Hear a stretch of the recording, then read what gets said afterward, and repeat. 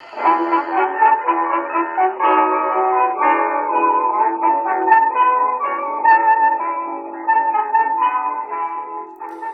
to another episode of Off the Menu. I'm Vincent Franchini from Tumblr House, here with the judicious Charles Coulombe. Judicious, as in giving wise judgments. Does it have to be wise per se? What about just judgments? Well, the implication is that my judgment would be wise if I were judicious. The implication from who? Well, for me to start with. I'm very sure of the wisdom of my judgments. Yeah, apparently so. I mean, you've been moaning and groaning over judges in social media. I sure have. I'm really tired of judges. I'm tired of several things. I'm tired of their assumptions in so many Western countries, including our own, of quasi-legislative and quasi-executive roles, making law, redefining reality. That annoys me no end. That's one thing. The other thing is that, and this is particularly the case in Britain and the Commonwealth, I really hate it when on top of assuming these powers, they get rid of, for the sake of their convenience or their ease or their comfort, or just because they don't want to seem archaic, they get rid of the trappings of office, the wigs and the robes and so forth. No. If you're going to arrogate supreme power over heaven and earth to yourself, your lordships, then you wear those wigs, you wear those robes, and for heaven's sake, suffer a little bit for the power you've taken. Just my feeling. Well, it seems to me like you're not respecting authority. I am respecting authority. What I'm not respecting is the theft of power. It seems like you want to be in charge. You want to make the good decisions because you don't like their decisions. No, I don't want to be in charge. Gosh, that's the last thing on earth I'd want. Why? Well, firstly, absolute power corrupts absolutely, and I'd hate to become like one of them. I knew a judge, actually relatively well, a very liberal judge on the Ninth Circuit Court of Appeals, which was traditionally one of the craziest in the U.S. court system. Always very nice to me personally, but my gosh, his views were this side of insanity, or maybe the other side of insanity. I did have that on my conscience. I really would. Yeah, he was a nice guy. He was a Marine and all that kind of thing. Very patriotic in his way, but his decisions were garbage. Doesn't monarchy have judges? Well, of course it does. In fact, originally, the kings were judges. That's why to this day we call the place a judge lurks in the court, from the royal court. Oh, right, yeah. And in the beginning, in primitive monarchies, the king made all the judgments. See, the king had three major functions in, shall we say, more primitive monarchies. The first was religious, in that in pagan monarchies, it was very often, if not considered divine, it was at the very least the chief priest of the national cult. In Christian monarchies, this meant becoming basically the chief layman via the coronation, which of course gave particular graces on him for the work of a king, a bit like an ordination. And in fact, in the Middle Ages, he was considered a mixed figure, partly lay, partly clerical, which is why all the coronation robes of the different countries in Europe are priestly, with obs and chasubles and stoles and things like that. Even the British to this day. So he had a religious role. He had a military role. He was the chief warlord, the protector of the people. And he had a role in justice, the judicial role. He was the top judge. Well, as you can imagine, as the countries of Europe got bigger and bigger and more complex, he would depute individuals to do the job, and these were the judges. That was the origin of judgeship. It was a deputing of judicial power by the king, who was considered the font of justice. Now, in those monarchies that survived into our own time in Europe, Britain, the Benelux countries, Scandinavia, and Spain, which came and went and came again, just as a good chunk of the king's legislative power was taken as government power, was taken and given to parliaments and prime ministers, the political class, as it were, so too, judges went from being appointed by the king and serving at his pleasure to serving for life, or when they decide to retire. And this was called an independent judiciary. And alongside freedom of the press and a sovereign parliament, these were things that people have uttered as mantras ever since. Now, my problem with that, and I do have a problem, is that you could talk all you like about the necessity for an independent judiciary, and that's fine. But the question is, what exactly does it produce?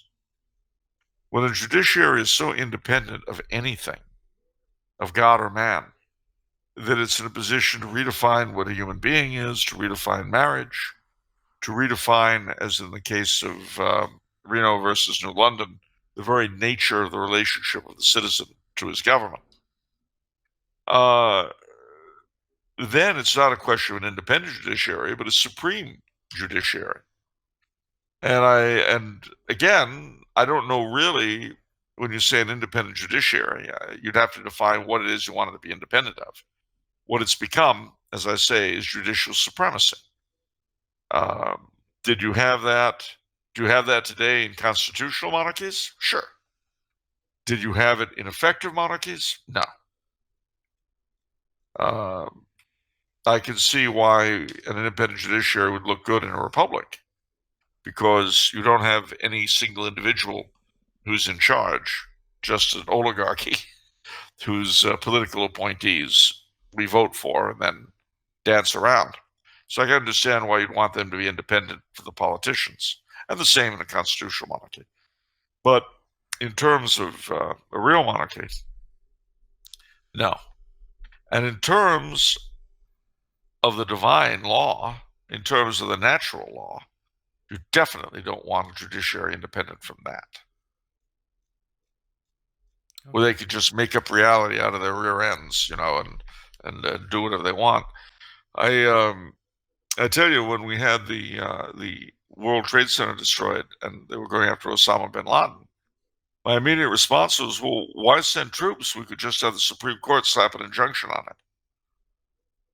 I mean, they could change reality the way they changed marriage. Surely they could just hunt him down with their minds, declare him illegal, and he'd explode.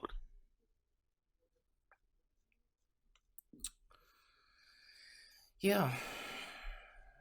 But I will say that I think where we've really missed the boat in the United States in terms of the appointment of chief justices is the woman I've always wanted to see as head of the Supremes. What, Diana Ross? Yeah. Yep. Diana Ross should be Chief Justice of the United States. Head of the Supremes. And and she should also run the Knights of Columbus. Do you know what her first injunction would be as Chief Justice? Stop in the name of love? Exactly. God. Exactly. Great. An old Charles. joke, but still serviceable. Great.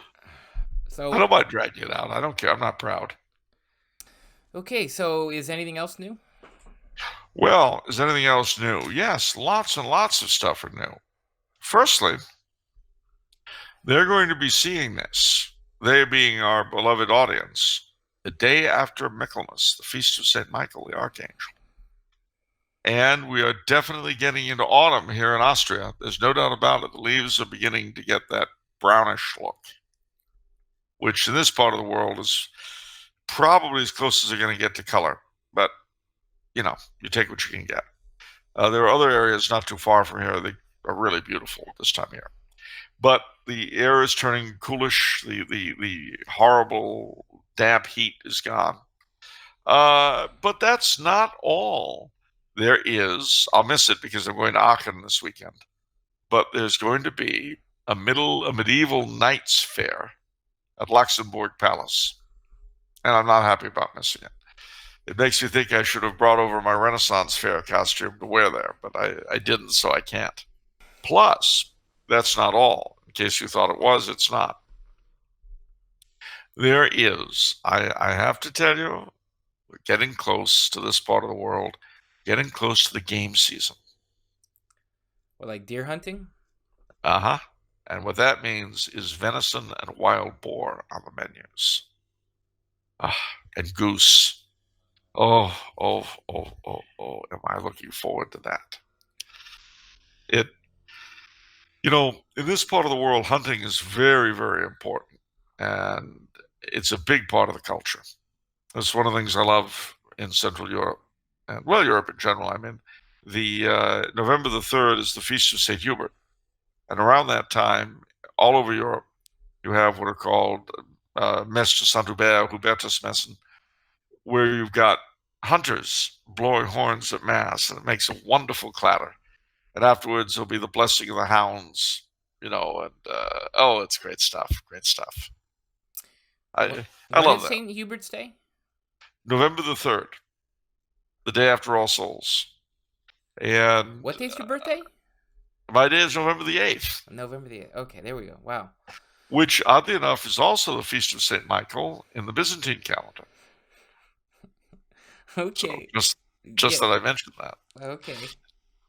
Well, we're very Michaelish here, but it's so this is quite an exciting time. The wine harvest is going to be coming shortly, so we're going to have the Heuriger appear, and that's great. These are these sort of wine restaurants that show up all over the place at this season. So it's all quite good. In California, on the other hand, you've got some interesting things going on right there at the fabulous Tumbler Tower. Tumbler House Tower is, I mean, you have yourself a little passion pit of intrigue going on there. Yeah. It's just amazing. Yeah. What are you thinking about? Well, I don't want to tell tales, I don't want to betray confidences. That's I don't want to do first. anything like that. That's a first. I would. Do you hear yourself? But that new hiree in the what do you call it? The mailroom has apparently been making noises toward one of the secretaries in the secretarial pool. But this was a mistake, and you would know this if you had been in the commissary 3 days ago. Well, 2 days ago, Monday anyway. If you had been in the commissary Monday, you would have seen that young man get his head handed to him almost on a platter by the, Clara, the lady that runs the secretarial pool. She said there would be no nonsense. He was only a mailroom employee. Oh, well, she hit him on 2 different counts. One, that this is a place of business and not some harem, and that he should seek his interests elsewhere. That was all the one thing, but then she flips it and makes it a class consciousness thing and says, and anyway, nobody from the secretarial pool would be caught dead going out with a mere mail clerk. So, wow. I mean, she starts as the defender of industry and ends as the queen of the snobs. And apparently everybody saw this in the commissary, so I'm not really telling tales. This is a big deal. It got everyone's mind off what the fish was tasting like, which was good. And they were all staring in horror at this tableau. And then he just stalked out, head hung in shame, and she left with a very triumphant look on her face. But rumor has it that the girl in question, I'm not naming names, has been heard sobbing occasionally. Now, I know that, it's not your job to be the love to the lovelorn columnist or something. You're not an agony aunt. You're not a shoulder to cry on for anybody. I understand this. But I just think that a more engaged employer would understand that this kind of thing is going on, right, literally in your case, right under your very office. This is low-level stuff, Charles. Have you ever heard of the principle of subsidiarity? Yeah, You want me to micromanage this entire tower? Is that what you No, want? no, I wouldn't dream To of it. fully abuse all of the power that I can to... Is that what No, you no. want?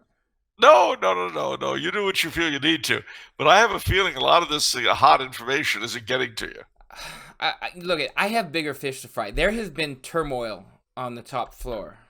Okay? Turmoil? There's been turmoil, okay? There are a couple board members that we had to make a change because they wanted to initiate reforms. It's funny, how language works. You know what I mean? Sometimes because they want to cut costs. They want to cut all the they called it luxuries. I call it necessities.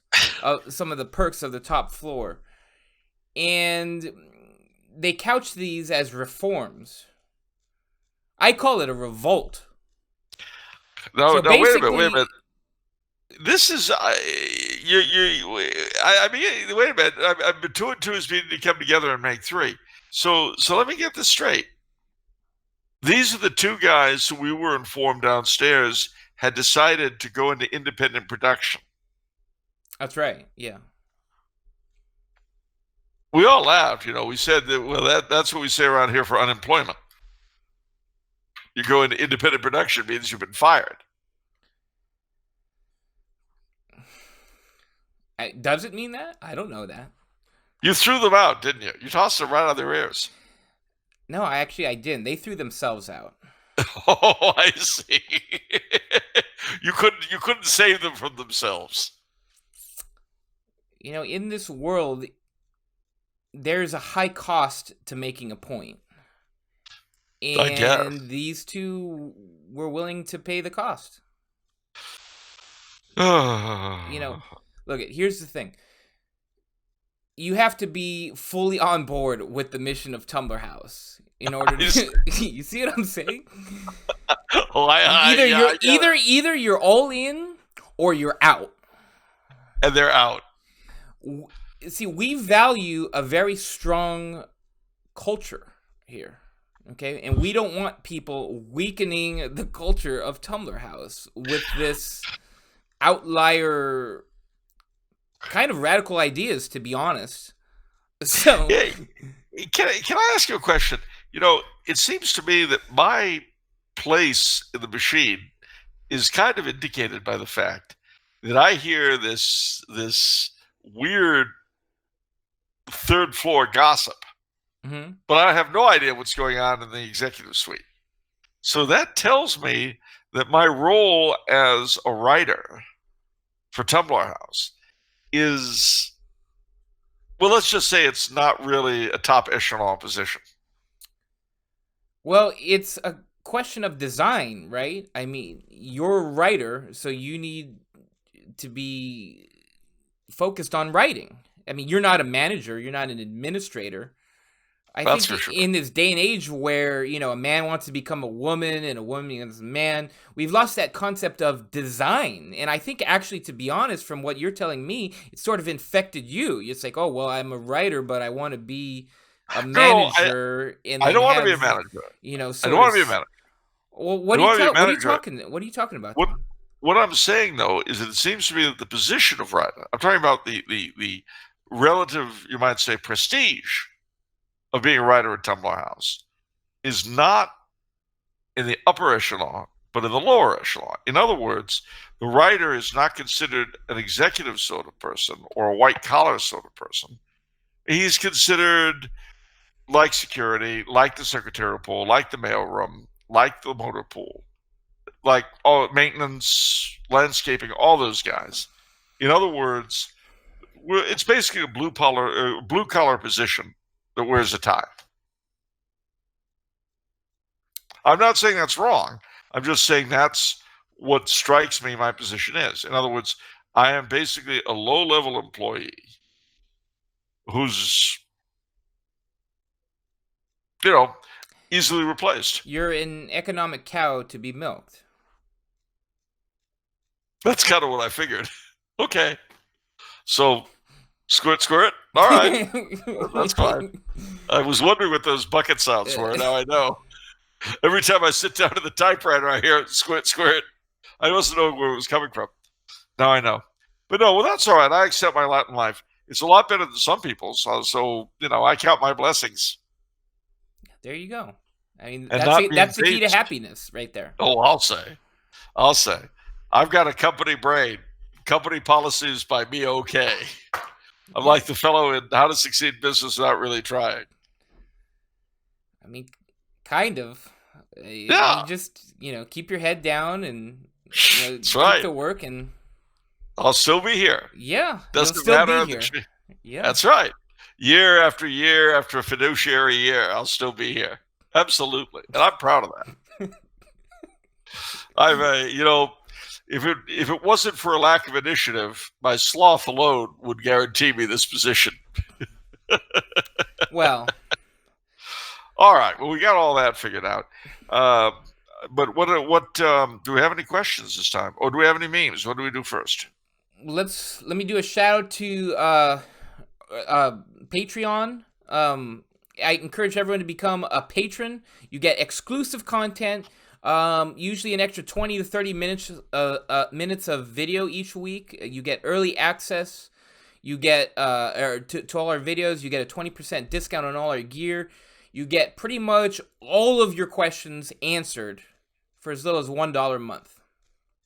Sounds like a good deal to me. So if you want all these things, but can't afford them for $1 a month, highly recommend getting a job. Definitely highly recommend getting a job.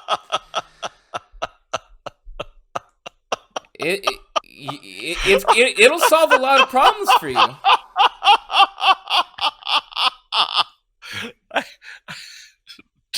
No comment.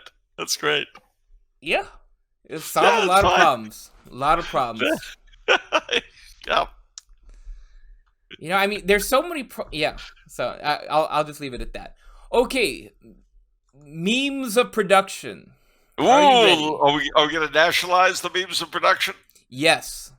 Ooh. Okay, so last week we had a very disappointing memes of production. It was disappointing and hurtful, to be honest. Hurtful? Hurtful. Slander generally is hurtful. Is that fair to say? What's slander? How are you hurt? I mean, there were alleged things that I said in Aaron's meme last week. Oh, well, I'm sure he didn't mean to hurt your feelings. No? No. Aaron would never hurt your feelings. Okay. He thinks you're a nice person, basically. Basically. Okay. Yeah. Well, that's good. When you really dig down deep, that kind of thing. That's good. Okay, on the side of the angels, really. Excellent. Essentially. Yeah. Okay, so at the heart of it all. Aaron, all is said and done. Aaron has made more memes. Oh. So we're gonna take a look at these memes. So we'll see how we're doing this week. So let's start it off with Cowboys and Cthulhu. Ah, that was inspired by last week. Yeah, when you stop fighting, that's death. That's right. Yeah, so I'll tell you what. From the out of the east a man did ride, Necronomicon in his hand. He wouldn't be trusting no Necronomicon or whatever. Necronomicon. Yeah, he just trust his pistol. Well, that's John Wayne, but the Jimmy Stewart character would come out with the Necronomicon. Yeah, that's for sure. And he'd and of course Cthulhu himself, well, yeah, he'd rely on being himself. But yeah, be careful what you say, Pilgrim. Okay. All right, that's great. Yeah. That's really good. All right, next one from Aaron. We fly at dawn. The Guy Coulombe story. He could have stayed home, but he chose to serve. With Charles Coulombe Well, starring as Guy Coulombe. gosh, I wish. I wish I could just star as my dad. Actually, that's quite true. I don't know if I've said it here before, but my father was, in fact, a tail gunner, just played not unlike that in World War II. And he did not have to serve. He, being the only son of a widow, he was exempt. But on his 18th birthday, because his mother would not, after his 17th birthday, he could have gone to his mother and signed it, but she wouldn't. She refused. So on his 18th birthday, he signed up and went. So he didn't have to, but he felt it was his duty, and that was my father all over. He always, really always tried to do what he thought was the right thing, regardless of how uncomfortable or unpleasant it might have been for him. The funny thing is, I sent Aaron a picture of him. My dad, I mean. Yeah. Not of Aaron, presumably. Aaron has his own pictures of himself. I don't even know what he looks like, but I'm sure he's got his own photos. But I sent a photo of my dad in his uniform from that era. And he said a very nice thing, which was that he looked like what he was, which was a kind, decent man who did the right thing even though he didn't have to. And that was very true and a very kind thing for Aaron to say, so I'm very grateful for that. One additional detail from the story, as I remember it, is you say he enlisted on his 18th birthday, but also he enlisted before he actually graduated from high school. If I remember correctly, if he just waited like a couple months, he would have actually graduated, but he didn't even wait, and so therefore he didn't even get a high school diploma.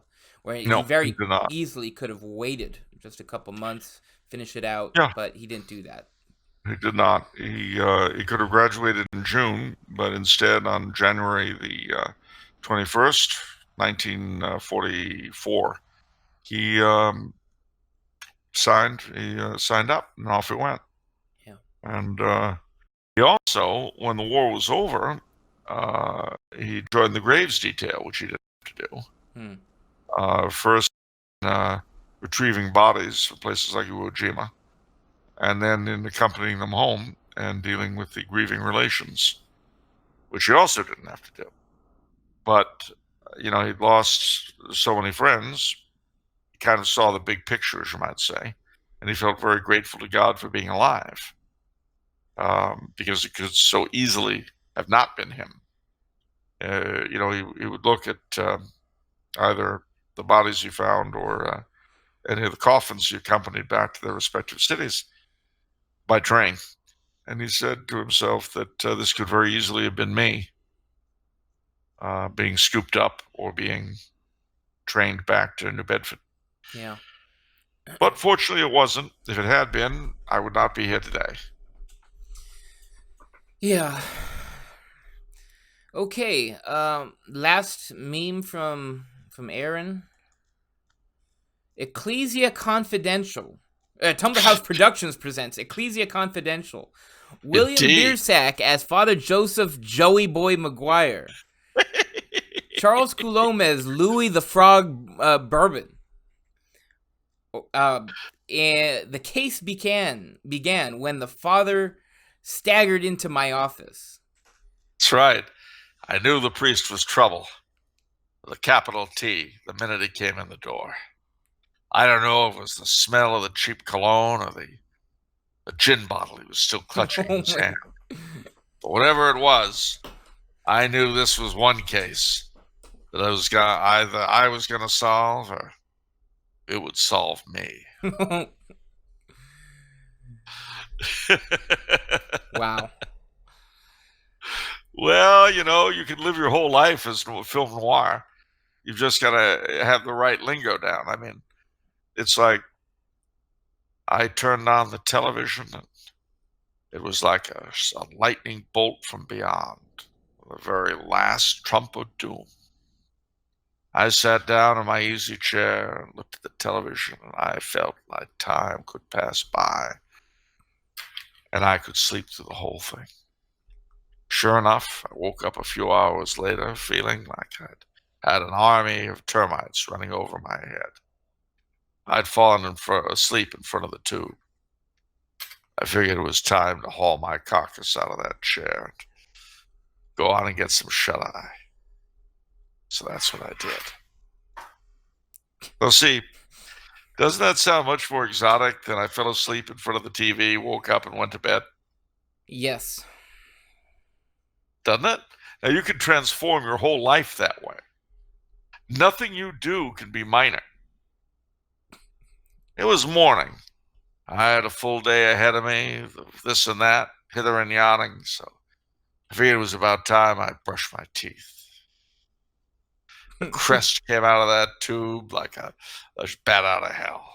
Well, you get the idea. Yeah. You can do this with everything, no matter how petty or minor. Excellent. See how much better you'll feel if you do that? Absolutely. Your life as noir. Yeah, that's happiness there. My life as a noir film. That's great. The Denny's waitress slammed the cup of Joe in front of me, like she was gonna break the counter with her fist. She looked at me and said, "You gonna have those cheap sausages again? You gonna splurge and have a side of ham?" You see? Yeah, it's wonderful. You can do this with your own life, ladies and gentlemen. Not just you, Don Vincenzo. Everybody can turn their lives into noir films. It's all a question of attitude. And dress, of course. Of course. You know, you can't do noir in a t-shirt and jeans. That's for sure. It doesn't work. Okay, on to the questions. Shall we? Let's take the dive. Okay. First two questions are from Joshua. Hello, Joshua. Charles, could you tell us a bit about Michaelmas and how this particular feast was perceived in the ages of faith, as well as how it was celebrated? Also, can you recount some of the history regarding devotion to Saint Michael? Absolutely. Okay, what's the next question? I never tire of that one. Anyway, yes, I certainly can. All right, well, Saint Michael the Archangel. Of course, we first hear of him in the Old Testament amongst the Jews. But our Lord speaks of him, speaks of seeing Lucifer falling from heaven, and Michael and his angels fought against the fallen angel and his angels. And the name Michael, we say, was the war cry he had during that war in heaven. Who is like unto God? Michael. He is considered the chief of the divine army against Satan, and his devotion to him predates Christianity. Always he was seen in a militant role as a patron of France, the patron of the Holy Roman Empire, the great enemy of the dragon. But he's also seen as presenting the souls of the dead before God. That's why there are prayers to Saint Michael in the Requiem Mass, in the Office for the Dead. He has been a great one for appearances, for apparitions, and so in May there's the Feast of the Apparition of Saint Michael in Monte Gargano in what was the Kingdom of Naples, the Kingdom of the Two Sicilies. October the 6th was the feast of his appearance at Mont Saint-Michel in France, which is named after him. November the 8th, my birthday, oddly enough, is the commemoration of an apparition of him in Byzantium. But Michaelmas, oddly enough, September 29th, is major feast day in the Latin West, unlike November 8th, which is his major feast day with the Byzantines. That commemorates the naming of a church after him in Rome. The church is no longer there. They found its ruins in relatively recent years, but the church was destroyed a long time ago. Nevertheless, the dedication of that Church of St. Michael became the big feast of St. Michael, the Archangel. He is, of course, invoked after Mass, after Low Mass. It used to be purely for the protection of the church, and then he got the added mission of being for the conversion of Russia. A very well-known prayer. It was composed by Leo XIII, as was a much longer prayer, which was composed to ask his protection for the universal church against the devil. He's also considered patron of the universal church. He's just a very, very important fellow. Now, how to celebrate Michaelmas? Well, there are several ways. You can read about St. Michael, learn. There are many prayers in his honor. There's a chaplet, a rosary in his honor. You can cultivate your prayer life to him. You're praying. You can eat winged animals, birds, poultry, chicken, duck, goose. Goose in particular. Michaelmas goose was very popular. But they'd have poultry because of the wings, you see, to remind them of the angel. Okay. And daisies, Michaelmas daisies, were often put around in houses. Because this being the autumn, the daisies in temperate places are the flower that really start to come in at this time. Daisies and asters and chrysanthemums as well, but Michaelmas daisies they were big on. It was such an important feast in the Middle Ages that it was a term day for payments and in colleges, which is why to this day the autumn term at Oxford is called Michaelmas term. And it's the illegal day as well. So it was a very, very, very important day. Now, in recent years, unfortunately, in the new calendar, St. Gabriel and St. Raphael had their separate feast days nicked from them. And so now Michaelmas is celebrated as the feast day of St. Michael and all angels. But I prefer the old calendar where they all get their own day. Another peculiarity is that in the new calendar, no feast except, I think, Christmas takes the place of Sunday. But in the old calendar, St. Michael's Day did take the place of Sunday. And that's happening this coming Sunday. So if you're a real trad, and that means you're ready to correct everybody, and you notice the priest is not wearing white vestments, but green ones for the Sunday after Pentecost, you can challenge him at the sacristy door and call him an obvious Vatican II person and a Novus Ordo bumpkin, and how dare he be pretending to be a traditional priest. Wait, why? The Sunday after Pentecost? No, well, this will be, I think, the 16th Sunday after Pentecost. Oh, okay. But Michaelmas in the old calendar, I believe, St. Michael's Day took precedence of the Sunday. I see. And by the way, if I'm wrong, and I may be, you never know, I'm not an expert on these things, I don't have it all tucked up to pop out. But even better would be if you give the priest guff like that and then it turns out you're wrong. Then it's really hot. Yeah. So I want you to go off and without checking and making sure I know what I'm talking about, you just go right ahead and you read the riot act to the priest. And then if he says, you're wrong, and he can prove it to you, then you really get annoyed. Well, who do you think you ought to talk to me this way? Like that. Why would you encourage such a thing? Well, it'll show the priest that you're concerned about the faith, Is that the only way to do it? It's the most personally self-fulfilling way. Excellent. Remember, it's easier to be holier than thou than holy. Mm-hmm. Being holy takes work, and it very often does not gratify our. That's true. Yeah. Yeah, we're looking for gratification. So exactly. Yeah, there you go. Whereas doing as I suggest will get to make you feel really, really hot, really top of your thing. And if it turns out I'm wrong, and so you're wrong, then you can feel persecuted. Why is he attacking me? It's okay. That's perfect plan. Yeah, so you just shift the focus. That's all. Yeah. Either you're right, and he's an idiot, or he's right, and he's persecuting you. Okay. Perfect.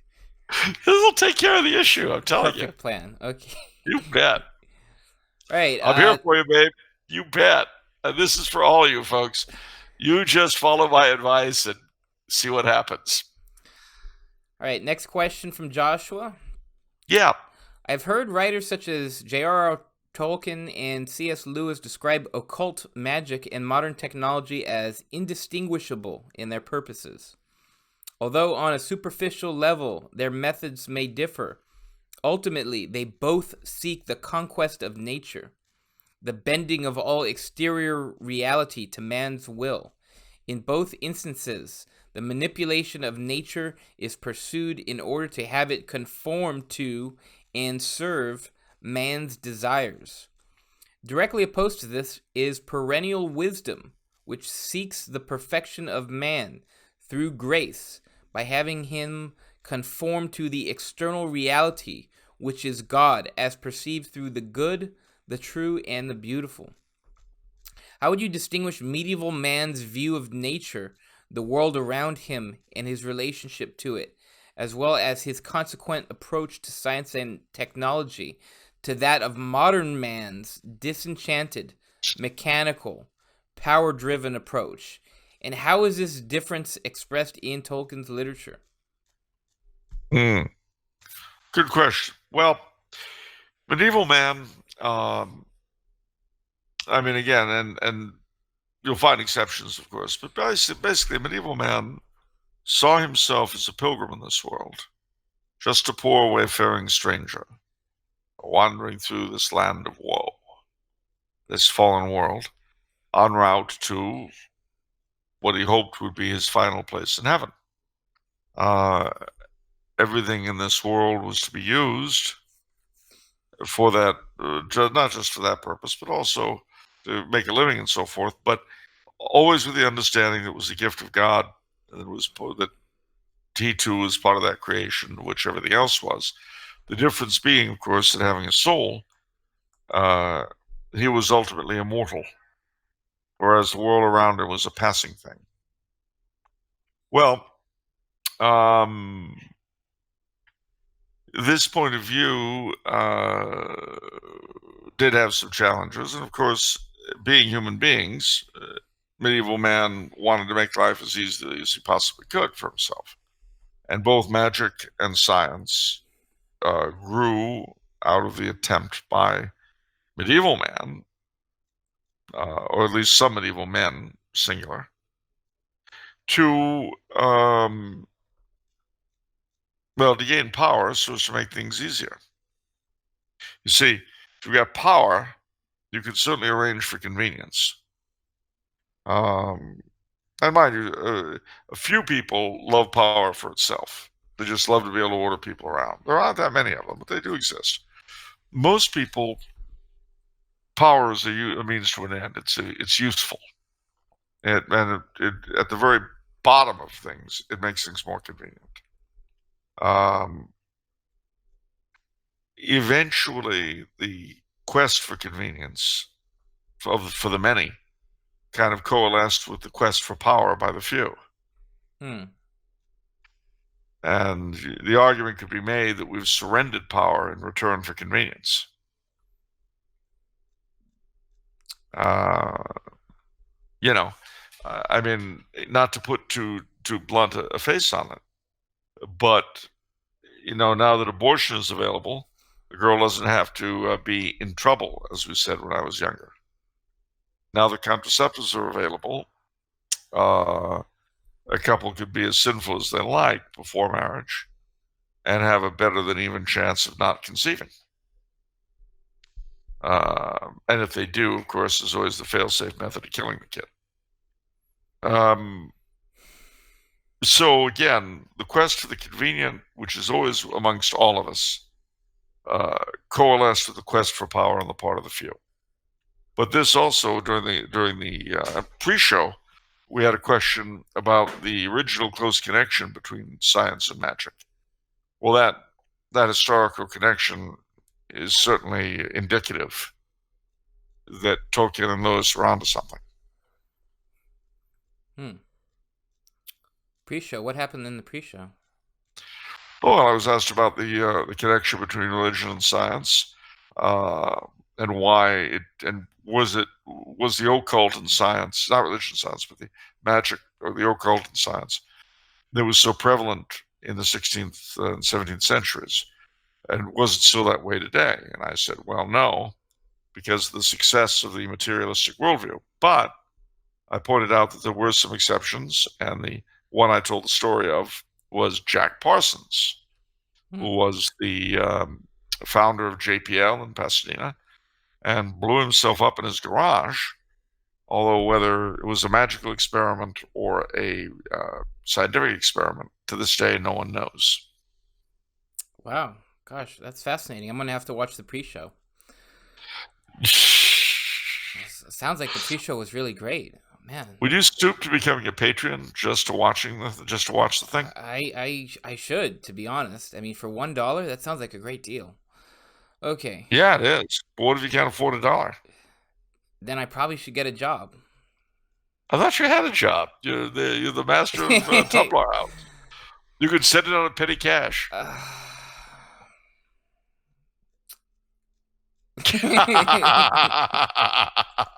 All right, what else we got? Next question is from Thomas. Charles, would you be so kind as to enlighten us about the Sanfedisti of southern Italy in the late 18th century?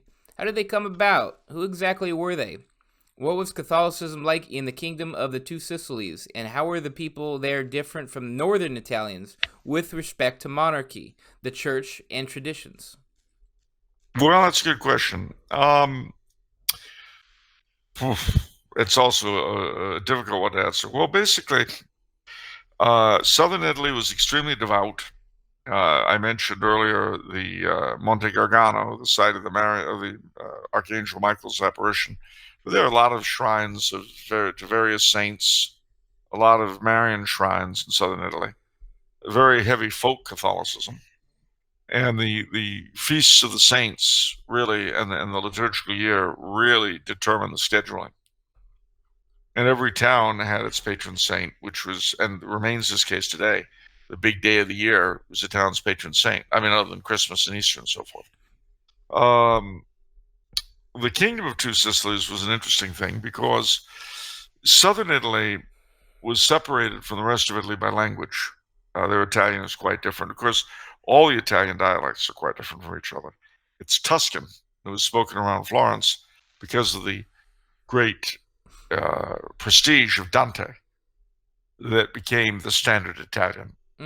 But that's a relatively recently imposed thing.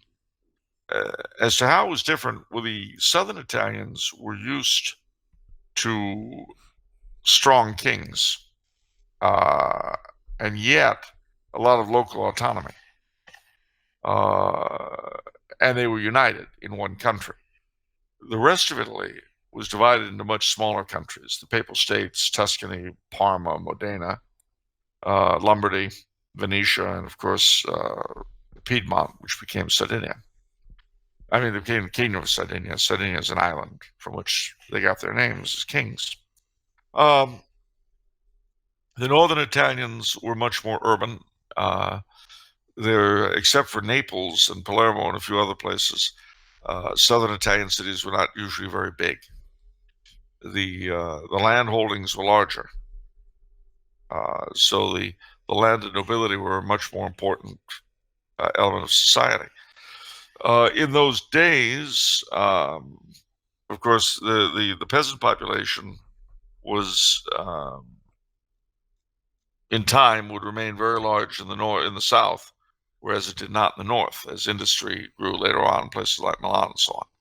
Now, to answer your question about the Sanfedisti, the French invaded Naples, and the King of Naples fled to Sicily, which was his other kingdom.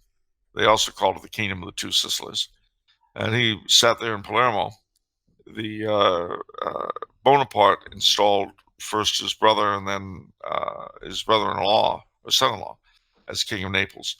Before that, however, the French revolutionaries in the 1790s established a republic in Naples. And there was a popular rising against it and in favor of the king and the church, because the revolutionaries had both driven out the king and abused the church. This was called the Sanfedisti. They were initially led by a brigand named Fra Diavolo, which means brother devil. But eventually Cardinal Ruffo became the head of it. And they were very tough people. They were fighting against very nasty enemies, the French revolutionaries, and they took no quarter. They were very, very tough. Sanfedisti means adherents of the Holy Faith.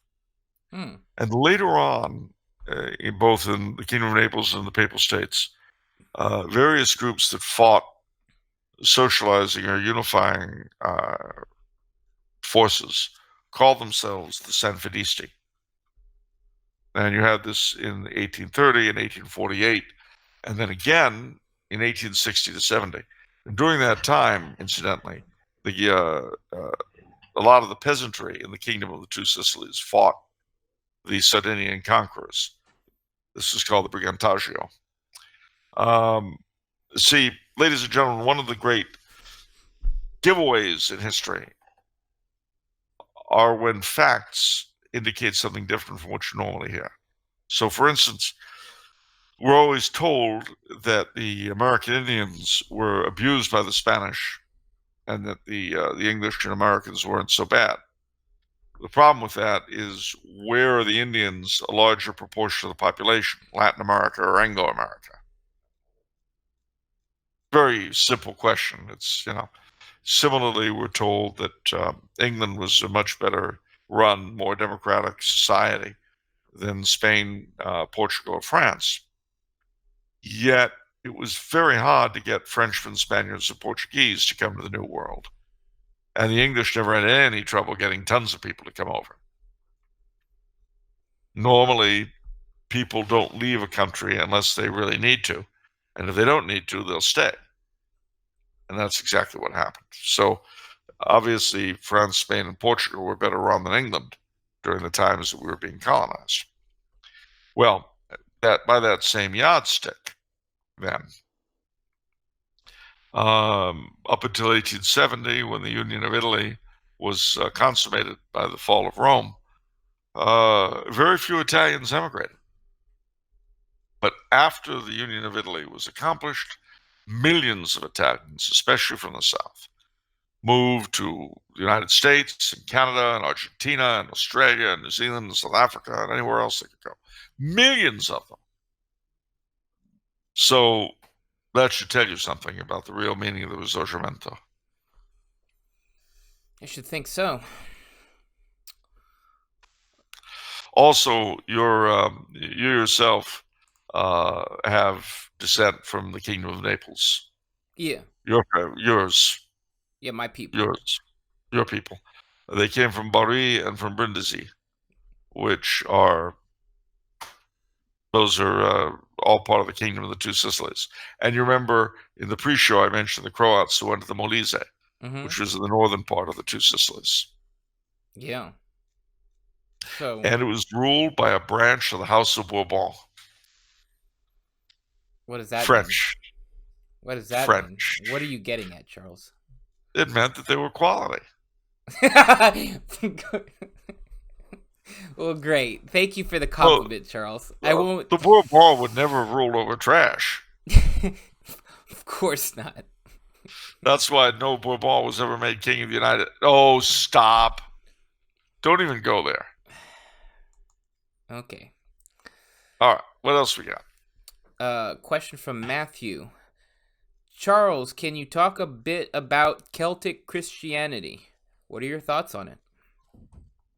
Oof. Well, first and foremost, I would recommend that you read my two-piece article, The Myth of the Celtic Church, at Catholicism.org.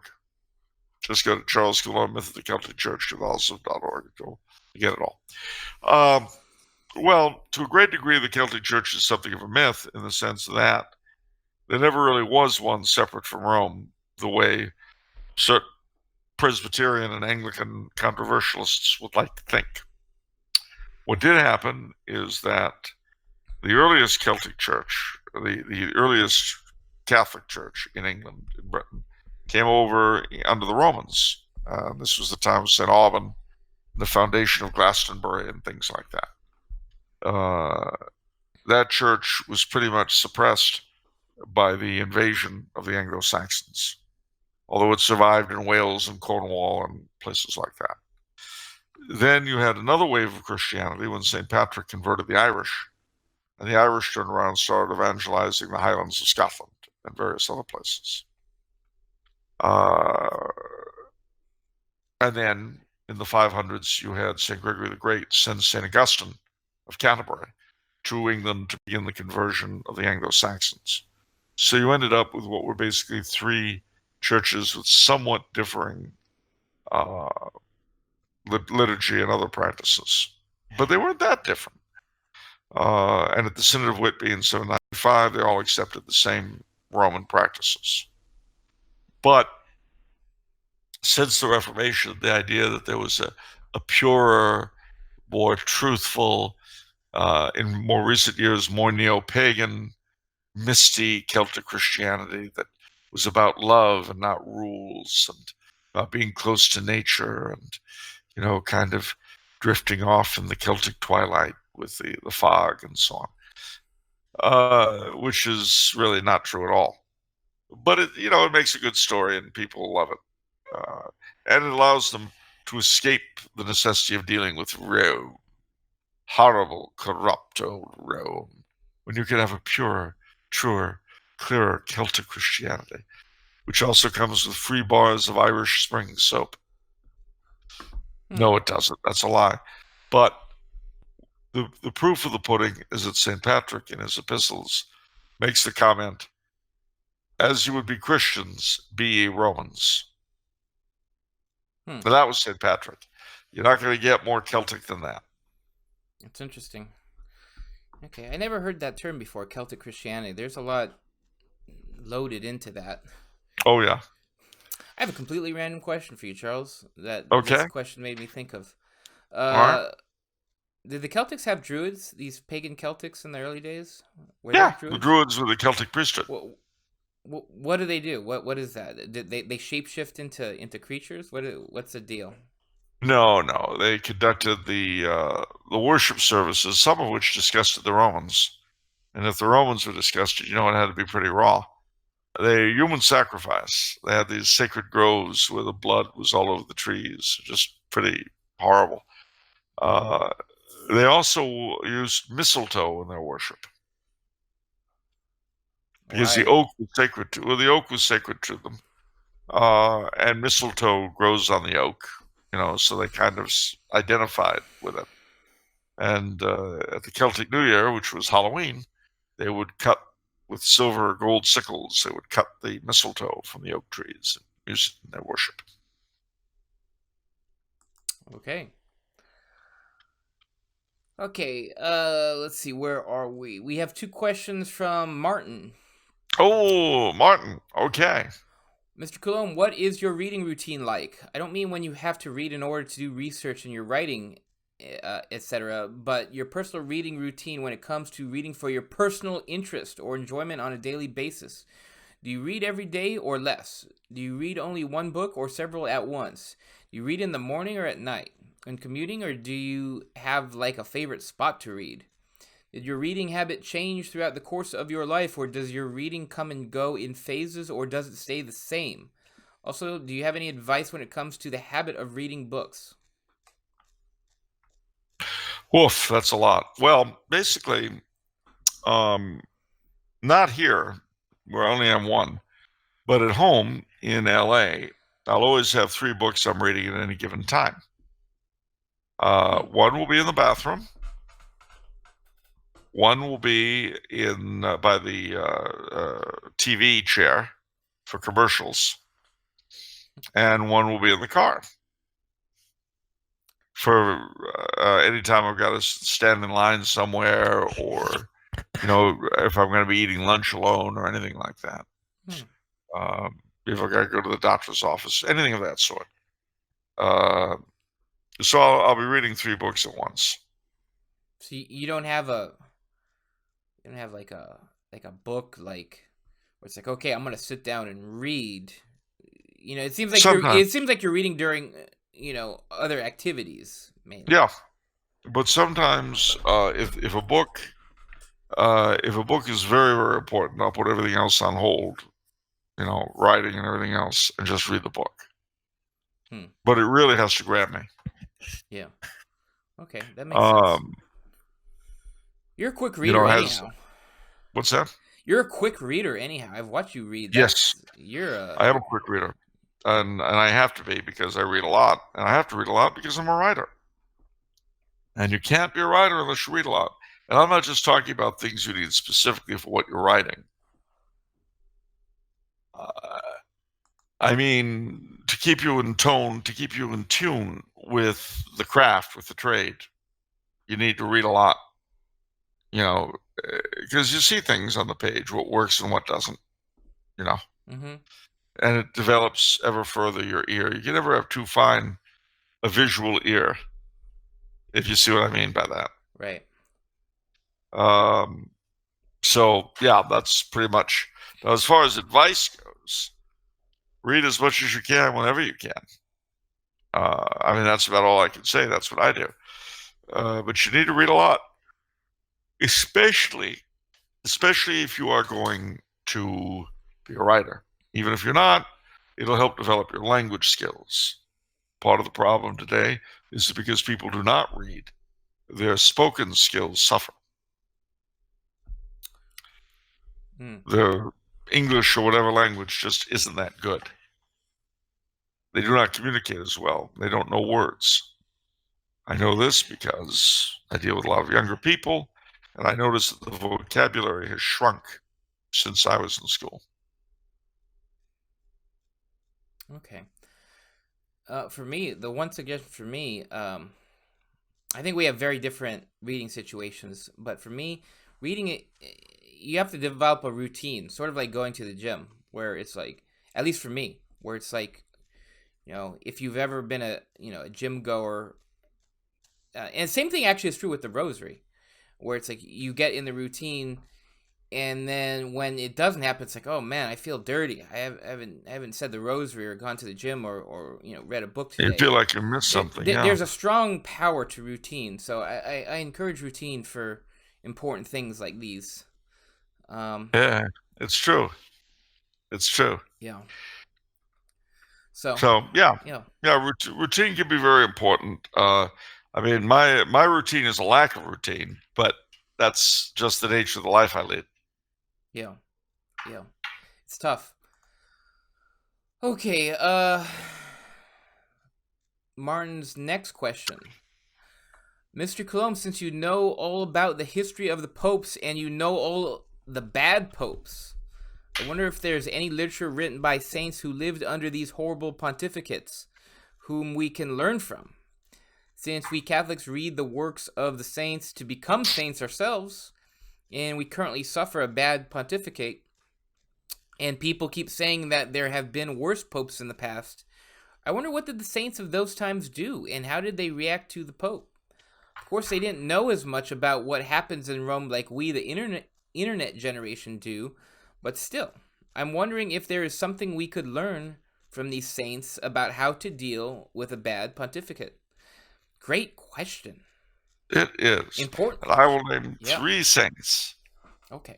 St. Peter Damian, the Book of Gomorrah. I've never heard of that.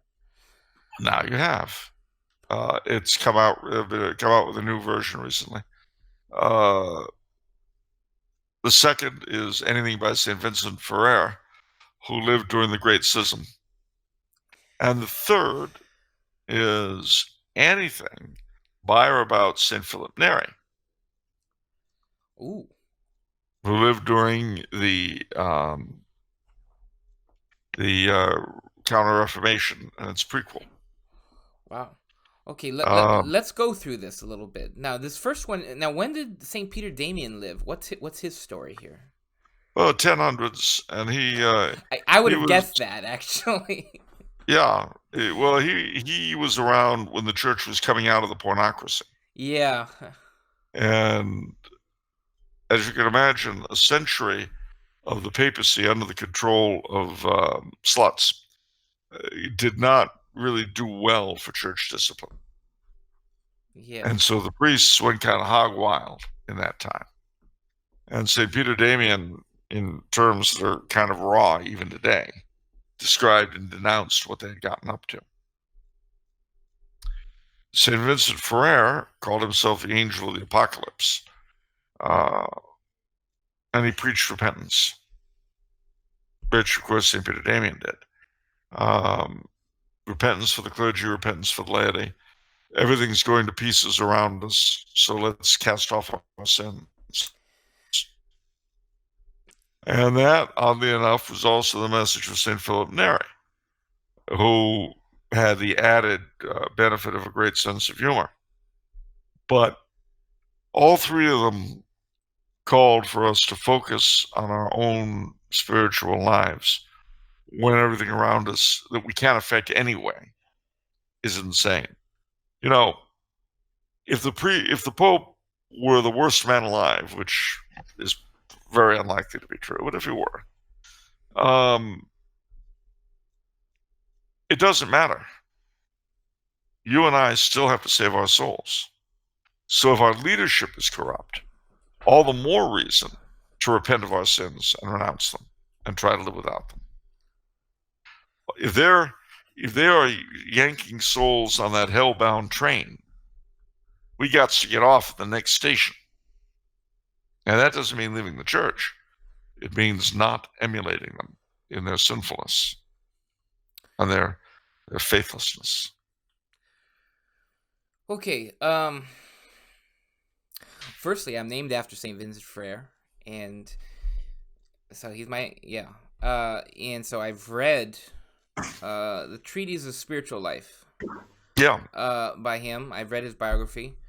And many episodes ago, I talked about one of the important, one of the most important lessons or tricks of humility that he talks about. I've never heard anywhere else but from St. Vincent Ferrer. So I'm going to say it again because it's important and we get new audience.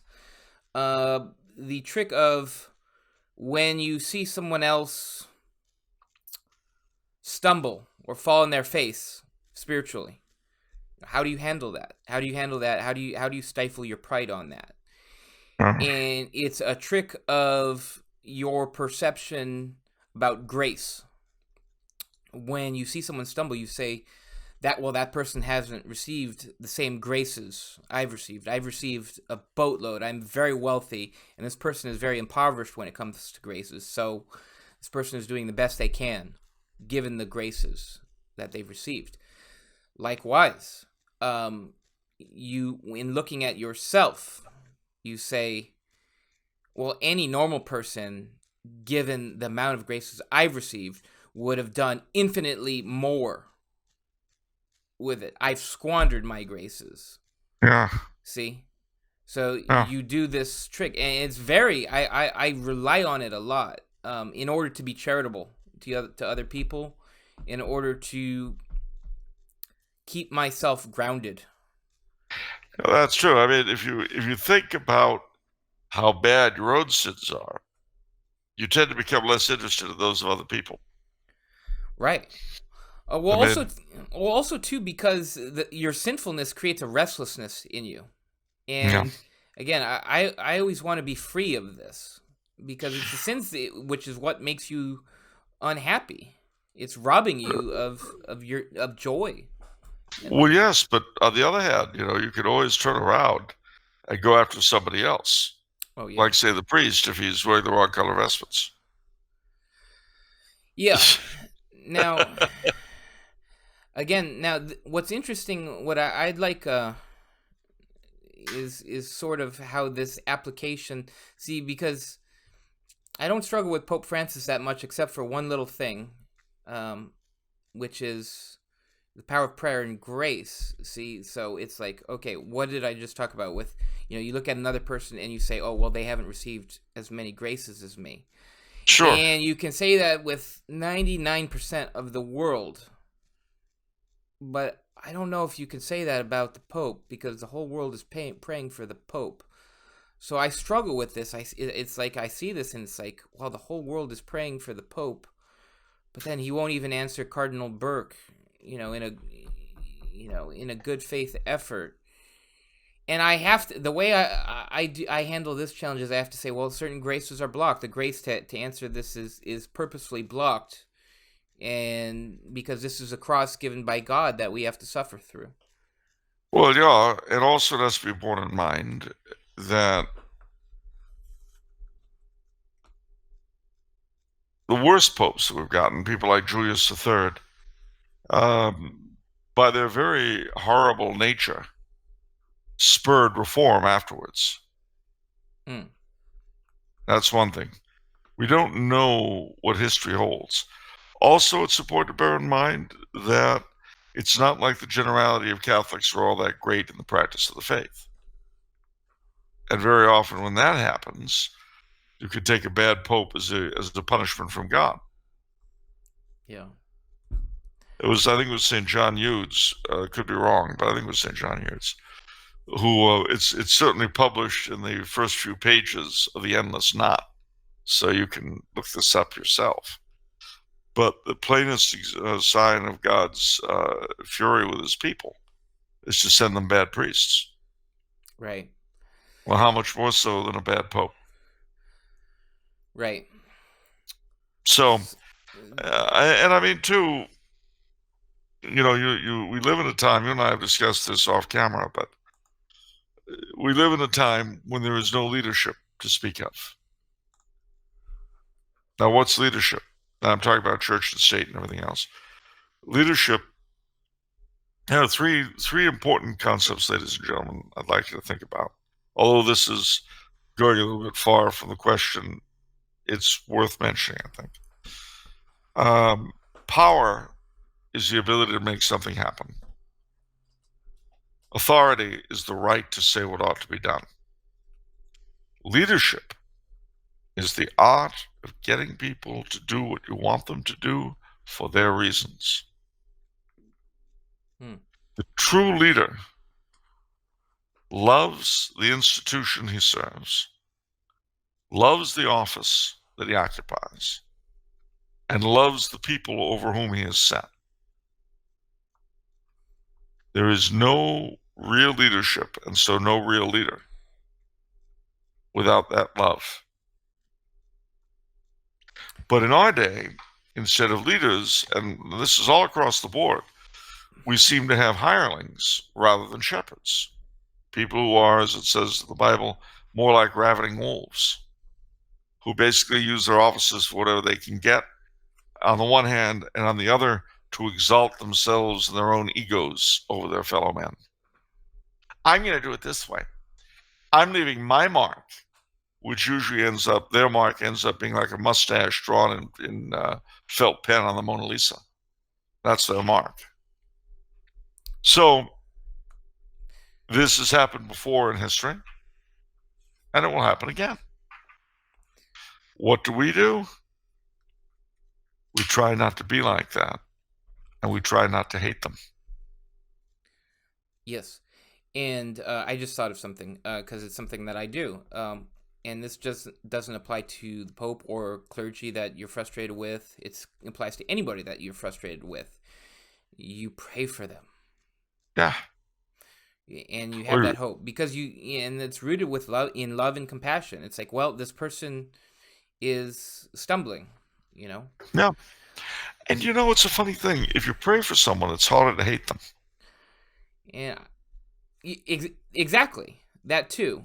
And I'm a big nature person. I walk a lot, and so you get certain things come to you sometimes. And it's like so I'm going to use the metaphor when it came to me. It's like, if you ever seen a small bird that's struggling to fly, just flopping around a little bit. You say, stupid bird, what's the matter with you? What's the matter with you? Boy, you suck, don't you? What a dumb bird. Do you say that, or, oh, that's a poor bird? I feel bad for that bird. He hasn't figured it out yet. You see? Isn't that funny? I'm like the first one. That's very strange. No, Gotta move on, bird. you wouldn't do it for that bird, would you? That's not so. But why do we do that for people? You see? Well, similarly, one of the funny things about human beings is that, as I like to say, we're nastiest to those who are closest to us. Our parents, our friends, our spouses, our children, and so on. We're a bit nicer to our closest friends, but we still put them through a lot of guff. Yeah. Casual acquaintances we're very nice to. And utter strangers, my gosh, you'd think we were wonderful. And if you think about it, that it should be just the opposite. We should be the sweetest and most loving to those who are by rights closest to us. Perhaps a bit less to our closest friends. Perhaps a bit less to casual acquaintances. And strangers, courteous, but, not much all that much beyond that. But you know how it is in real life. Yeah. Well, We're a funny race. I think that's due to the level of expectations. Yeah. With most people, with strangers nowadays, I actually have to pretend. See, you have to do so many cognitive tricks. I do another trick, which is like, you pretend they have a mental illness, like they're really sick. You don't get mad at a person with a mental illness. It's like, well, this person is struggling with like schizophrenia. Like it's true. You don't blow up at them. You don't blow up. It's like, gosh, this sucks. This is real struggle. I have to really be patient, right? It's true. So that's another cognitive trick I try to do to be charitable to people. You remind me of my nephew Albert. You know Albert. I love Albert. Yeah. Well, Albert was. We both know this girl who's not the brightest person who ever lived. Okay. And Albert says to me, "Poor so and so. For her, every day is a struggle." That was just horrible. Well, he really is my mother's grandson. There's no doubt about it. What else we got? One last suggestion. Probably the most important suggestion. I'm going to keep saying this because I feel it's one of the most important habits to develop. We were talking about habits before, getting good habits. Get the habit of doing the morning offering. And it's hard. It's hard to create a habit. It took me a while. So what I ended up doing is at the bottom of my monitor right here, I printed out relatively small the morning offering because so you don't have to memorize it, and also it's a constant reminder. You wake up, go to in front of your computer in the morning. Here it is. Say it, and it says, "Oh Jesus, through the Immaculate Heart of Mary, I offer you my prayers, works, joys, and sufferings of this day, for all the intentions of your Sacred Heart, in union with the holy sacrifice of the Mass throughout the world, in reparation for my sins, for the intentions of all my relatives and friends, and in particular for the intentions of the Holy Father. Amen." And so that does a lot of good, but it transforms your whole day into a prayer. Yeah. And your whole day is suddenly offered up to God. And it focuses you on that. On that, yes. I mean, we tend to forget in our everyday lives that God is still there. We just do. We have to be reminded now and then. But it's a good way to do it. Well, gosh, I'm sorry. I love these spiritual tangents because you said something that's so. Father Philip gave such a good sermon the other day on Martha and Mary. Yeah. And it turns out I totally got this gospel wrong because I thought this gospel was about, Martha, don't be so focused on the active virtues, be focused on the passive virtues, the spiritual virtues. Oh, no. But it wasn't that. It was what we just talked about where it's, Martha, do you know who you're serving? Like, don't just work and be like, oh, well, I have to do dishes and this because this is what you do. You do the dishes and all this and that. It's being mindful that you're serving God. Work with God in your mind, that you're serving Jesus all the time. That is totally. When I learned that, I was like, wow, I have to totally change my perspective during work now. Yeah, because it's easy to lose yourself in the rat race. Well, it is, and you get so bound up in the minutiae of what you're doing. Yes, yeah, exactly. And you tend to forget that there's a greater reason for it. Yeah. Well, hey, I'm sorry for all the tangents, but these things are so important. Not to worry. All is good. What else we got? Okay, 2 questions from Jay Voiles. Okay. Why is Franklin Roosevelt your least favorite president? Oh boy. I hate war. Eleanor hates war. I know war. I know Eleanor. Frankly, I prefer war. Did he say that? Well, no. It's what he actually said was, "I hate war. Eleanor hates war." Okay. Well, why do I dislike him? Why is he my least favorite? Well, 2 words: New Deal. He was. You don't like that he brought America out of the Depression? If he had, I would have been very happy, but he didn't. What brought America out of the Depression was World War II.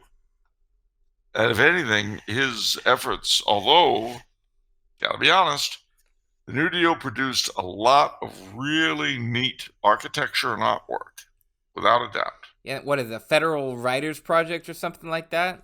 That too. Yeah. The one good part of it was because I could have gotten a job there. But no, it wasn't just that, though. There was also the Federal Music Project, the Federal Art Project, the Federal Radio Project, and so forth. They did a lot of things. The Federal Theater Project. Now, mind you, a lot of them were kind of rotten with communists, but, you got to take what you get. But all of that to one side, and also the fact that he had a certain amount of personal charm. He very much enjoyed caricatures of himself and satires on himself. So that's why, if you've ever seen the movie Yankee Doodle Dandy, it's the story of George M. Cohan, but it begins with Cohan being summoned to the White House. And Cohen's very much afraid. And the reason why he was afraid in the movie, and apparently in real life, is that his last great show before he died, which he's doing in the movie, was called I'd Rather Be Right. And it was a send-up of President Roosevelt. It made him look like an absolute boob. Yeah. And he's singing and dancing and all that. It's a very, very funny show. But George M. Cohan was afraid that the president was going to read him the riot act. Instead, he gave him a decoration. Yeah. Because he loved his work, and he'd seen the show, and he thought it was hysterically funny. Now, having said that, around the same time, there was a writer named Maxwell Anderson, the grandfather of a good friend and former mine. Maxwell Anderson wrote a musical play with Kurt Weill called Knickerbocker Holiday. Now, Roosevelt was Knickerbocker Dutch, descendant of the original settlers. And basically, this play is set in New Netherland. And Peter Stuyvesant, who's made to look like a right fool, and everybody knew it. There was, no question as to who he was lampooning. Well, as I say, Roosevelt really enjoyed that kind of thing. If you go to his house in Hyde Park, New York today, you'll see a ton of caricatures and cartoons attacking him, making him look silly. He had a whole gallery of them, which he just got a kick out of. So he goes to see Maxwell Anderson's play. Well, the play's over, and the producer comes running back and tells Anderson, who's backstage, "You got to come up front." "Why do I have to come up front?" "The president saw the show tonight. He loved it. You've got to come up and meet him." And he says, "I'm not going to meet him." He says, "What? You've got to. He's the president of the United States. Come on." And "No, I'm not going to do it." "Well, why?" He said, "I wrote the play because I hate the SOB, and he can wait till hell freezes over for all I care. I'm not going to go see him." And he turned around and left the theater in the back door. True story. But That's the side of FDR that would be hard to dislike. But he was a very immoral man. He, he was an adulterer. He was a liar of the first water. His programs did not work. They did consolidate federal power over the country. They did subvert the Constitution to the degree that it needed more subversion. So, yeah, I didn't like that bit. Now, as I mentioned, what got us out of the Depression was World War II. And he did everything he could to get into that war after promising the people of the United States that he was going to do everything he could to keep us out. He did all sorts of things that neutral powers do not do. The battleships to Britain, convoying, guarding British convoys, tangling with submarines, German submarines in the North Atlantic. But Hitler was an evil man, but he wasn't stupid. He never took the bait. So we put the screws up on Japan. And after lengthy negotiations with them, the Prime Minister, Prince Konai, offered to come to Washington, which was a big, big step down for him to do that. Risked face. And was basically willing to withdraw from China in return for an American promise to guarantee delivery of oil and scrap metal, without which Japan was always facing famine. Not only did we refuse to make any guarantees, we gave Japan an ultimatum, a date by which to get out of China. Well, it wouldn't have been possible even if they'd started immediately. And it ended up in Prince Konai being overthrown, the war party taking over, and blind fools that they were, attacking the United States. Now, there's a school of thought that holds that Roosevelt was not really aware. He knew that they would attack us, but that he didn't think they would attack Pearl Harbor, but they'd attack us in the Philippines initially. There's another school of thought which holds that he knew they were going to be attacking Pearl Harbor, which is why the carriers were sent out to sea, and why the battleships, which were obsolete anyway, would not have been used in a modern war, were pulled off their wartime deployment and put back into the civilian battleship row formation, which made them sitting ducks for the attack on Pearl Harbor. I don't know. These are the theories that are voiced about. Lots of evidence is adduced both ways. I don't know. What I do know is that we certainly did not respond to the Japanese peace initiatives. And we're very happy, in a sense, that the Japanese attack allowed us to get into World War II. Now, having said that, he did one other thing which I really dislike, and that is conduct of the war, and that was unconditional surrender. Terrible policy. Terrible policy. If we had told the Germans, look, you get rid of Hitler and we'll talk, and told the Japanese, get rid of Tojo, we'll talk, the war would have ended a lot more quickly. Okay. Well, I have a sneaking suspicion that leads me to ask a question. How does FDR stack up against the last 5 presidents, all the presidents after Reagan? In your mind, is he still? He had a much better. It's a fair question. Yeah, he was much more presidential. He had a much better idea of how to do the office. He certainly knew how to come across presidentially. You know, he was a master politician. The ones we've had since have been stumble bums. This guy knew how to be the president of your dreams. He combined a sort of aristocratic air with a feeling of caring about the little guy, which is something the American always responds very well to.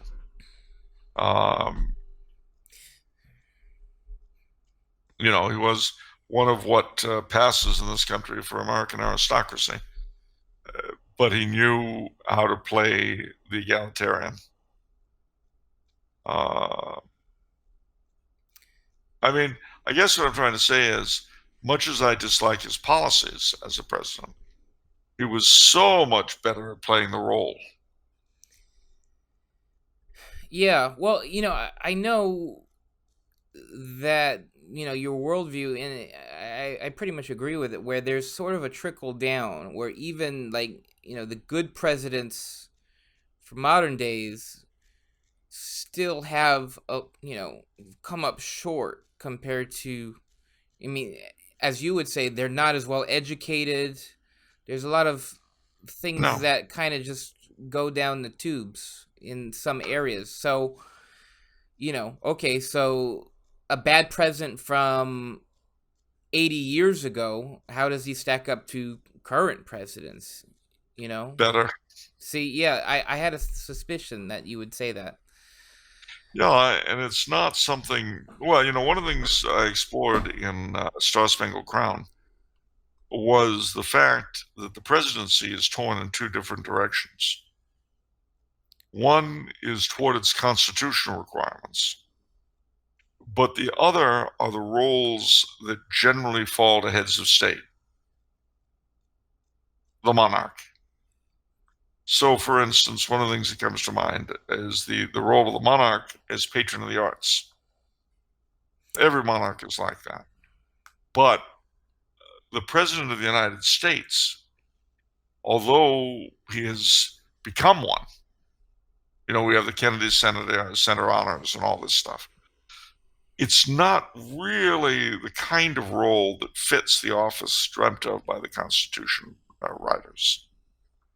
And it's interesting to me that the ones who did the most to make the president personally patron of the arts and the humanities and so forth were, oddly enough, the three most regal presidents we've had in the 20th century: FDR, JFK, and Ronald Reagan.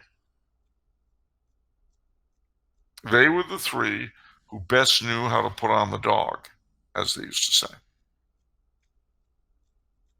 And there's no, that is not a coincidence. No? It really isn't.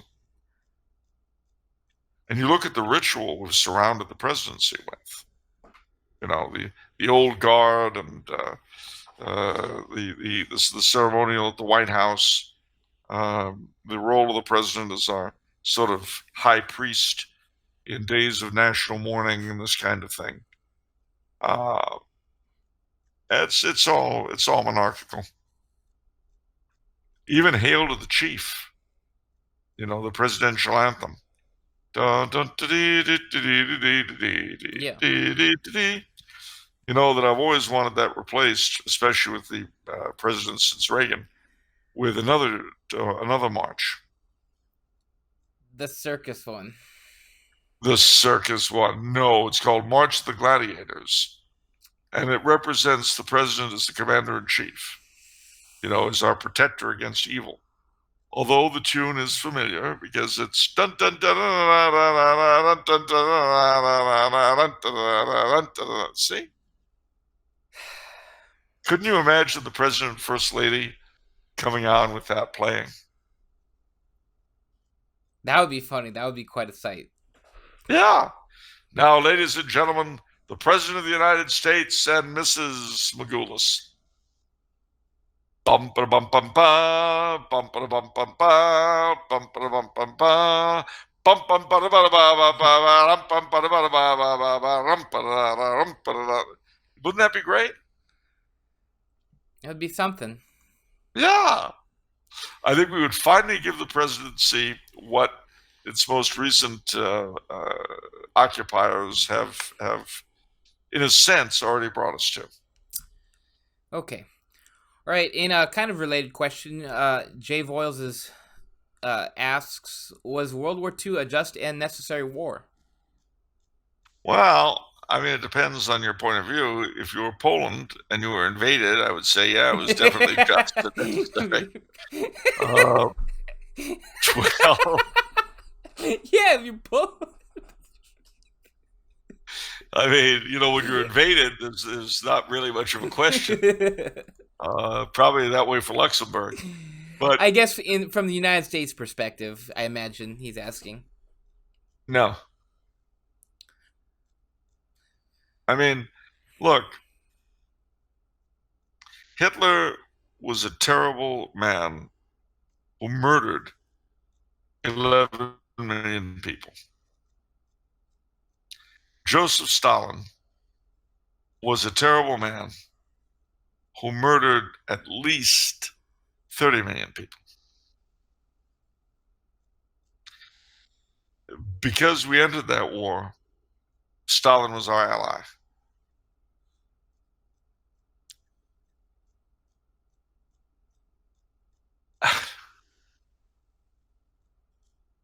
And the sort of visceral hatred and disgust that we are bred to feel for the Nazis, we do not feel for the communists.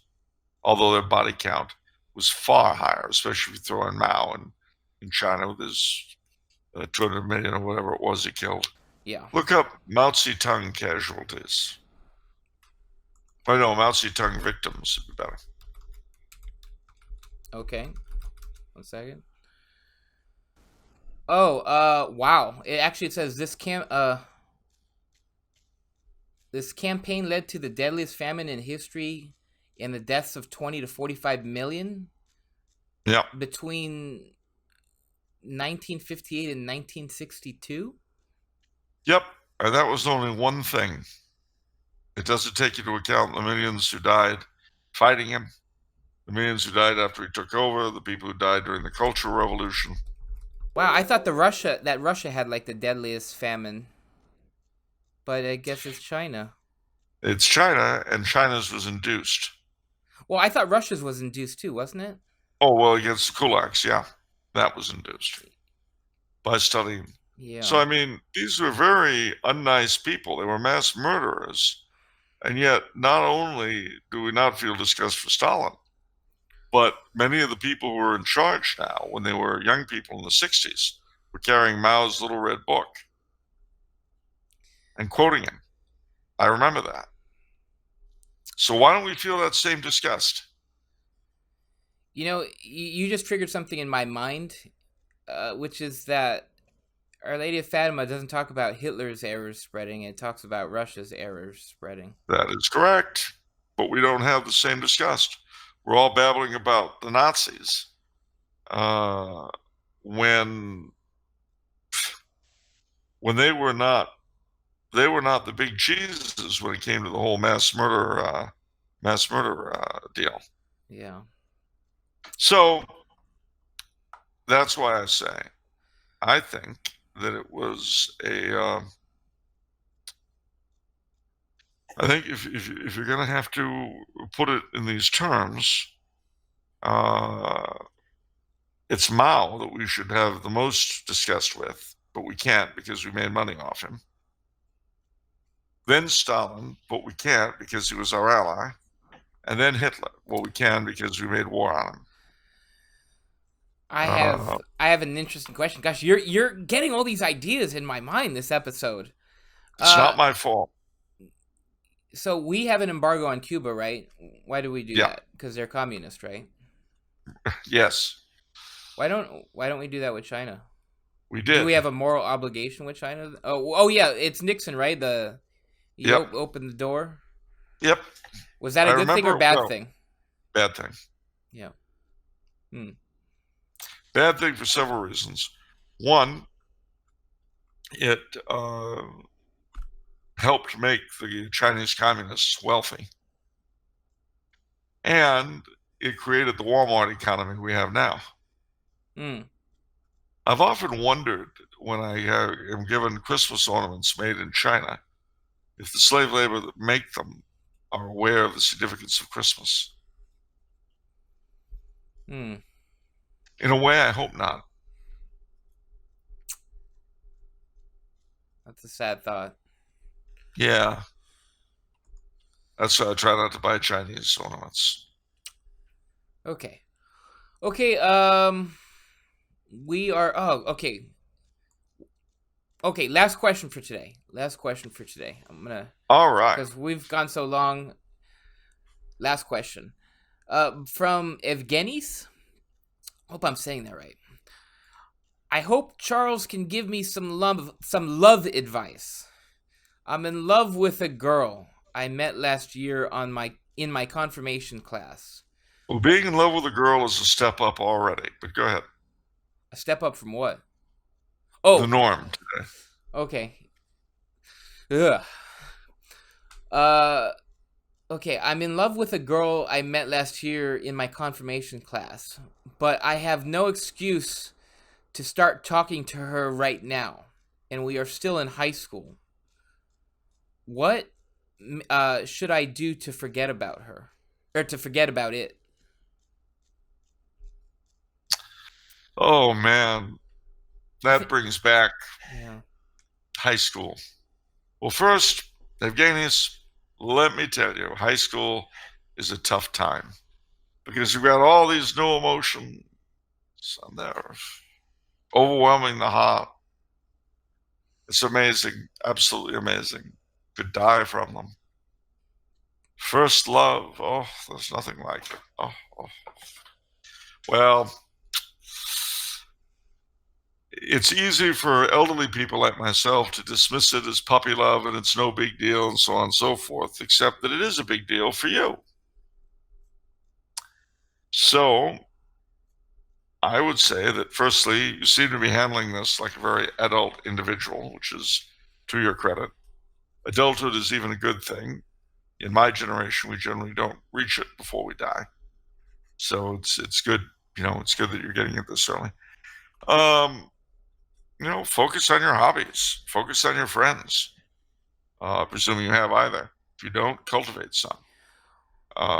You might start looking at some of the more approachable girls, but don't lose complete sight of this one. Why? Well, I don't know your circumstances. I don't know where you are. I don't know who your classmates are, but never a bad thing, especially when you get a bit older, to keep in touch with a practicing Catholic girl. They're not always as easy to find, depending on where you live. And so perhaps in 2 or 10 years, you might come back and say, hi, you remember me? We were in confirmation class together. But for the moment, focus on doing other things. Okay. That leads me to a couple questions. Why can't they be platonic friends?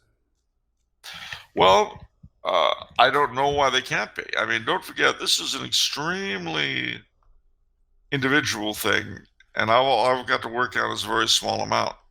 And he says he has nothing to talk to her about, no reason to, which would imply to me that they don't apparently have any common interests or common something or other. In which case, if it's a purely physical attraction, that might not be the best thing to pursue. But again, I'm reading into what he wrote, and I really can't say. Well, for me, I operate under the philosophy that the person you should marry should be your best friend and the person you want to hang out with the most. No. Aside from romantic love and, the physical attraction and everything else, take that out of the equation. Person you should marry, is the type of person where it's like, oh, I really want to get away from the old ball and chain and hang out with the guys. I don't think it should feel like that. I think you should want to always hang out with your spouse. Am I somewhere close on this? Well, my father used to say that the real question was if you'd want to spend a ton of time in this girl's company if you were a eunuch, and it's a fair question. Yeah, absolutely. I think that should be the determining thing whether a simple platonic relationship can function. Maybe it won't function. Maybe, heaven forbid it doesn't work. Well, I don't know. But I don't know either. I mean, there's only so much can we tell from what he told us. right. Um, But it's hard. yeah, I know the feeling. and well, so do I. I'm not so old I don't remember it. One thing you've got to bear in mind again is, and this, you'll hear old people like me say it, and then one day you'll be old and you'll realize it's true. But catastrophic and enormous as these things seem at the time, they will be replaced or amplified by other things. Uh, it's hard to believe it now, but in 10 years you may have a hard time remembering her name. It's possible. And in mentoring a lot of young gentlemen and teenagers, one thing I tell them is you have all the time in the world. Yeah. There's no clock on this thing. Not at all. Not at all. Nobody with a stopwatch. Yeah. So take your time.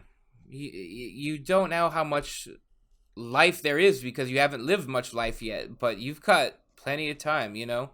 And mind you, I can remember very well how much it felt like it all had to be now. Yeah, it's so easy. So easy. It's got to be now. You do it when you're young. Young ones, darling, we're the young ones. And young ones shouldn't be afraid to live, love, while the flame is strong, for we may not be the young ones very long. Well, that's very true. We won't be. But, you seem to me already, again, as to be someone who doesn't let himself get caught up in his emotions. And emotions are an important thing. Without them, life is a very dry and unpleasant place. But you must never let them direct you, because they have no judgment, those emotions, not at all. One of the traps that one often falls into in high school and college is the feeling that one's romantic life is somehow of equal import with the external world you have to function in. It's more important to go off with her than to pass this exam or to get to work on time. And see, the problem with that is that one day she may well be gone. And again, you'll have a hard time remembering her name, but you'll still be stuck with the results of a failed test or a lost job.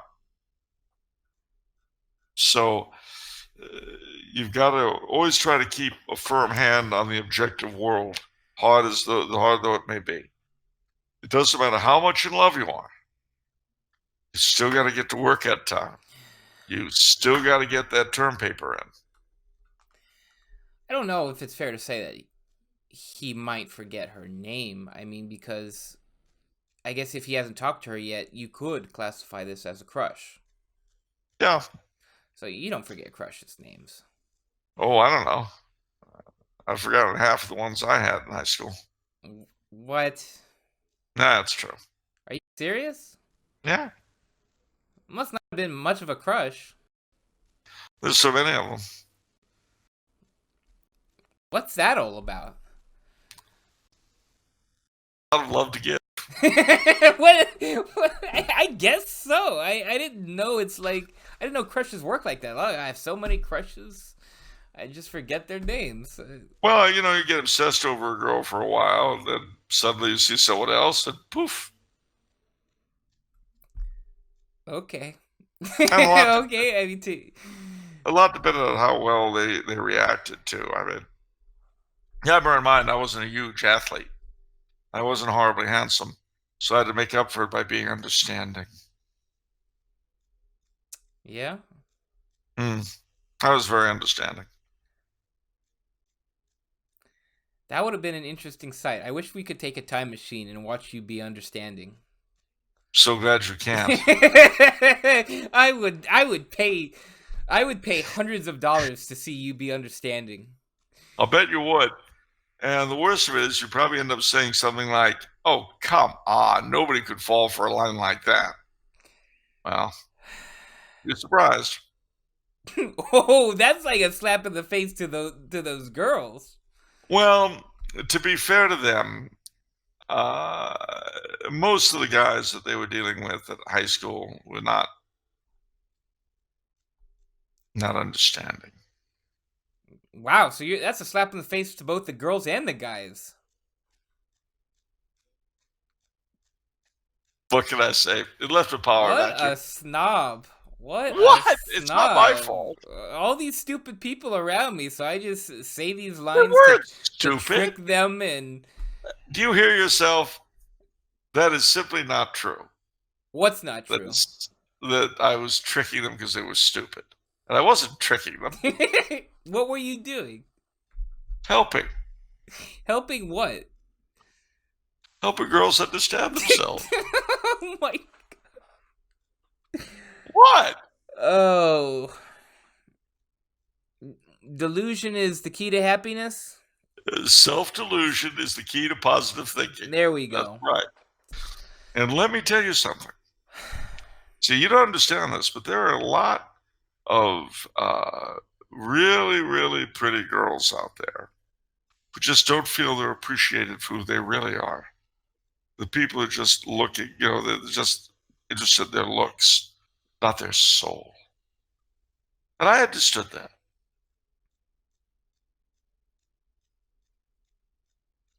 What?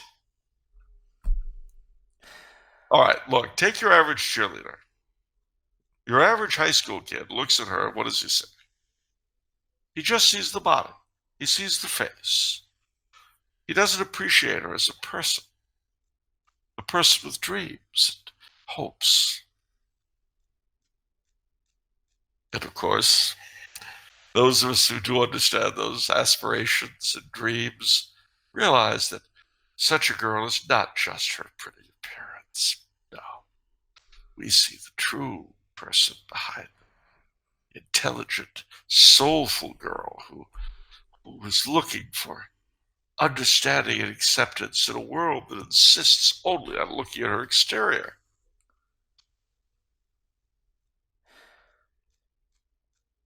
Well, I'm glad. I'm glad you could be there for those girls, Charles. I was too. I was very glad. I'll tell you, the In and Out there in Mission Hills, that was where I'd have my counseling sessions. That's a good place. You like In and Out? No, I can't stand it, but it was right. It was, I don't hate it, but it was convenient. The choice was there at McDonald's, so guess what? When you're going to take a girl for lunch off campus, the last place you want to go to is McDonald's. You're not proud of In and Out. That's part of California culture, buddy. Well, look, I chose it in preference to McDonald's. Do I get nothing for this? Well, McDonald's I guess so. Even though McDonald's started in California too. Okay. It did, but In-N-Out burgers are a lot better. They're real meat. Okay, time for the book. Finally. Chivalry. Oh, I know that book. Yes, it's redone. We've slimmed it up. We haven't removed any content. All I did is I used smaller font, trimmed the margins, and because it's slimmer, the price is now slashed in half. Instead of $30, it's now $15. Because I wanted to make this more affordable, more accessible to everyone, because it's such an important book. I'll say. We live in a time that it's just so counter to everything chivalrous. Yeah, So it's like reading some of this stuff, it's like a blind man seeing the color red for the first time. Yeah. So like some of these things, like how can you be chivalrous if you don't really know what it looks like? I mean, the trappings, various things are chivalrous, stand up for a woman and, treat women in a gentlemanly manner, stuff like that. But you got to really see it in depth. You have to understand what motivated these people. You have to understand their routine every single day, what they did, what they were all about, the inner workings. What their lives were like, you know. Yeah, this is the subtitle is Everyday Life of the Medieval Knight. Um, so And yeah, it's a meaty book. I wrote the foreword, yes, but I can't recommend it highly enough, especially for the reasons you say, and for all you young men out there. And you're our biggest demographic, according to yes, thing. exactly. And this includes you, Evgenis. You know, as you're looking off into the moonlight. Read this book. You need to channel your masculinity into chivalry. You know, you have all these moronic people today, and this I'm particularly addressing you, our supposed core demographic of 18 to 35-year-old young men. We hear all this drivel today about toxic masculinity. Ooh, it's just so awful. Well, that's not true. What is true is that masculinity that's unguided, undirected, can get pretty savage. And I mean, think of Fight Club, which is the epitome of that sort of thing. That I could write an essay on that movie. I'll bet. In terms of its deficiencies and its interesting points. But Well, yeah. it has some very interesting points, because these are things that our society breeds. You know, it's I'll just say it one line because I can sum it up. It sees the problems in our society, like the nest egg syndrome and all these other things, lack of masculinity, and it tries to come up with a solution. That's anything but Christian. Yeah. And that's our world. It's like, well, we're trying to come up with solutions, but all we know is it can't be Christian. Okay, so given on that constant, what can we do here, knowing that it can't be Christian? And that's what Fight Club does. Yeah. It's funny. It's funny. And it also there's the great question I've debated with people about Fight Club, which is the nature of Brad Pitt's character. Yeah. What about? Because people have often said, well, you know, he's a self-delusion of the Norton character's mind. Right. But there's that, toward the end, there's that videotape running, and you see Norton being dragged by an invisible force, which to me implies that perhaps there's something more to Brad Pitt's character than mere delusion. Well, was he being dragged, or was he making it look like he was being dragged? You know. Well, it was a you see it at the hooch of the security guard who's not looking at it. It's a casual shot. Yeah, no, I know what you're saying. Where I know exactly what you're talking about. Where it's sort of revealed that Brad Pitt isn't a Human an being. actual human being, and it's. I thought it always made it. I thought at the glance, I always thought it was like Edward Norton made it look like he's being grabbed, but it's all him. It didn't look that way to me. Oh, okay. Well, that's an interesting take. I mean, it's possible. And I mean, and if I'm right, so you're then saying the question a demon? is, well, I don't know what. A demon, or maybe Jimmy Stewart's 6-foot tall white rabbit from Harvey. I don't know. Huh. As you know, we love to break down genre barriers here. So there's no reason why Harvey the Puka couldn't appear in Fight Club. Okay. Well, that's interesting. And of course, with Jimmy Stewart himself appearing as Elwood P. Dowd and saying, you guys, I'll tell you, I've tried clever and I've tried nice, and I like nice a lot better than clever. That is Liberty Valance again, right? Well, he was in Liberty Valance. Same actor. No. Well, that's what I was short. That's Jimmy Stewart in Liberty, in the Man Who Shot Liberty Valance again, right? No, that was the Jimmy Stewart in Harvey. Oh, in Harvey. Okay. But believe me, the idea of merging Harvey and Fight Club is pretty weird. Huh. I haven't heard of that movie, Harvey. I got to remember that. You've never heard of Harvey? No. Well, you can easily watch it online. As soon as the show's over, you know what to do. Okay. It's a very fun film. Very good. That's for you too, ladies and gentlemen. Watch Harvey with Jimmy Stewart. The only man you know who knows an invisible 6-foot-tall white rabbit. Okay. Well, that'll do it for this episode. I hope everyone has enjoyed it. Thank you for watching. And yeah. Bear a couple of things in mind. We're facing October now. October the 7th is the Feast of Our Lady of the Rosary. And if you're on the traditional calendar, the last Sunday in October is the Feast of Christ the King, Christus Rex. And the last day in October.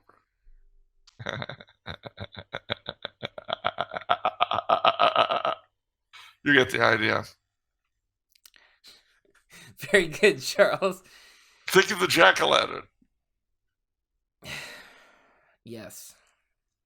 However, whatever day it may be when you watch this, if it's Monday, it's off the menu. And the soul you save may be your own. Good night, kids. Be good.